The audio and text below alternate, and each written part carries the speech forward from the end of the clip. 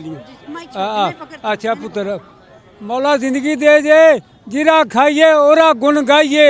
जिरा खाइए उना गुण गाइए ये बेनज़ीर दा पुत्र कुरानी मानी मनु फखर आवाम ते ये लोग मुकर जाते ने जिरा खाइए ओरा गुण गाइए ते पेन बोर्ड नू दिलावर नू दिया जे ये अच्छे लीडर बनेगा गरीबां दी सुनेगा इन्हां सानू भुखिया मार छड़िया खुदा पाक दी कसम इन्हां मुल्क दा बेड़ा गर्क कर दिता है ये दिलावर तानू रोटी देगा तानू सहूलत देगा ये कुरानी मानी में कबल सवाल पूछे जाने मन मामों का तेरा माम कौन है मन दीनों का तेरा दीन कौन है साढ़े नबी पाक की कुर्सी टठी है सरकार दी अज किसी ते नेकी कर दो अल्लाह पाक और ते नेकी करेगा इंडिया साढ़े मुखालफ है रज के रोटी खान दे ने इन्हां साडा मुल्क का बेड़ा गर्क करता है दिलावर तानू अच्छी सहूलत देगा रोटी तानू क्या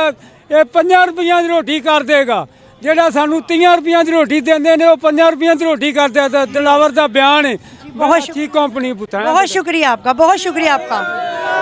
जी। आप देख सकते हैं यहाँ पे काफ़ी जोशो खरोश है और नारेबाजी भी की जा रही है और भारी तादाद में लोग जो हैं आउट ऑफ सिटी से यहाँ पहुँच रहे हैं और ये आप देख सकते हैं एक रैली की सूरत में अभी फिर एक जलसा यहाँ पे एंटर हो चुका है। अभी हमने पीछे आपको दिखाया कि खवातीन जो हैं वो भी काफ़ी यहाँ पे जोशो खरोश में हैं और यहाँ पे आ रहे हैं।